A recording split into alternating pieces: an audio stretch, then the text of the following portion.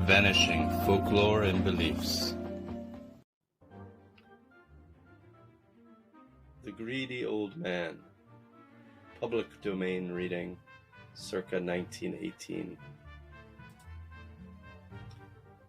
A tale from Cornwall. Long ago in Cornwall, on a hillock called the Gump, there was a fairy ring. Many a good old man or woman on moonlit nights had seen the fairies dancing there at their revels.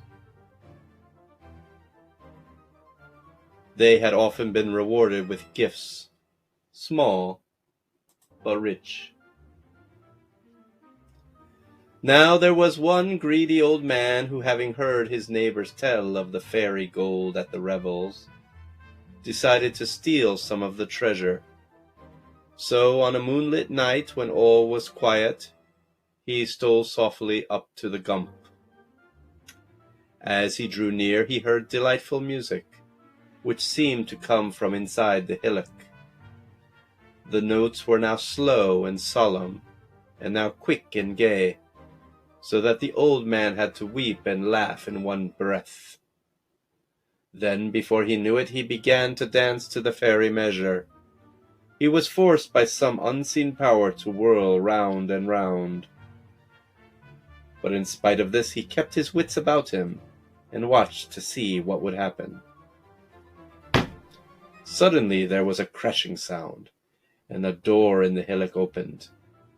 Instantly the old man saw that everything about him was ablaze with colored lights.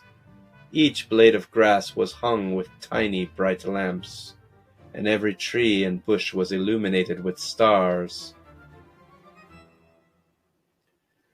Out of the opening in the hillock marched a band of goblins, as if to clear the way. Then came a number of fairy musicians playing on every kind of musical instrument. These were followed by a troop and another troop of elven soldiers, carrying and waving banners. The elven soldiers arranged themselves into two files on either side of the door, but the goblins, much to the old man's disgust, placed themselves close behind him. As they were no bigger than his thumb, he thought to himself, if they bother me, I can easily step on them and crush them with my foot. This vast array having disposed itself next from the hillock, came a crowd of elven servants, carrying pitchers of silver and gold, and goblets cut out of diamonds, rubies, emeralds, and other precious stones. Servants followed, bearing aloft gold and silver platters, heaped high with the richest meats, pastries, candies, and glowing fruits.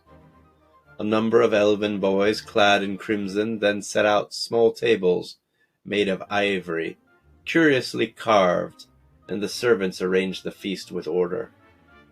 Then out of the hillock came crowding thousands and thousands of lovely winged fairies, clad in gossamer robes of every color, like a rainbow. The music suddenly changed to low, delicate notes, and the old man found that he was no longer forced to dance and whirl about. And as he stood still, the perfume of 1,000 rich flowers filled the air, and the whole vast host of fairies began to sing a song as clear and sweet as the tinkle of silver bells. And then from the hillock issued forth line after line of elven boys, dressed in green and gold, and behind them on an ivory throne, borne aloft by 100 fairies, came the king and queen of fairyland, blazing with beauty and jewels.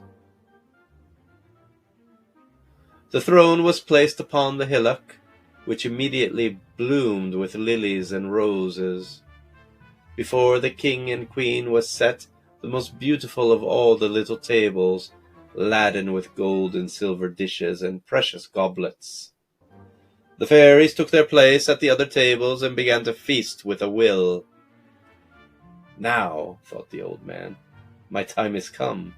If only I can creep up without being seen to the fairy king's table, I shall be able to snatch enough gold to make me rich for life. and with his greedy mind set on this, he crouched down and began very slowly to creep toward the throne. But he did not see that thousands of goblins had cast fine threads about his body and were holding the ends in their hands. Trembling with greed, the old man crept closer and closer to the fairy king and queen. He took his hat from his head and raised it carefully to cover the royal throne and table, and as he did so, he heard a shrill whistle. Instantly, his hand was fixed powerless in the air, and then, with a sudden crash, all became dark around him.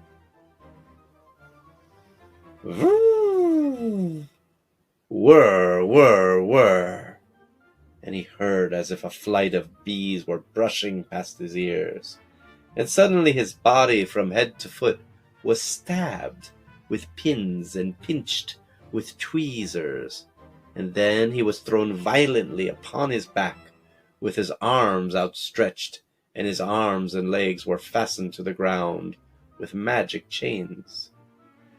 His tongue seemed tied with cords that he could not call out. And as he lay there trembling with fright and pain, he felt as though swarms of insects were running over him. Then he saw standing on his nose a grinning goblin. This little monster stamped and jumped with great delight, and then making a fearful grimace shouted, "Away, away, I smell the day." And on this an army of goblins, fairies, and elves, who were running up and down the old man's body, stabbing him with pins and pinching him with tweezers, jumped quickly down and rushed into the hillock, which closed immediately. And the old man saw the fairies no more.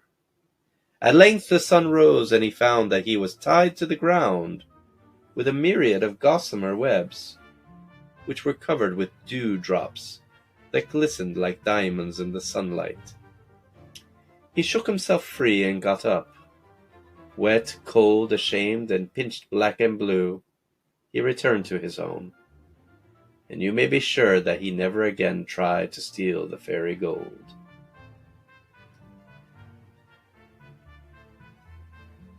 Thank you for listening. If you could take a moment and press the subscribe button, it would be very much appreciated. Thank you.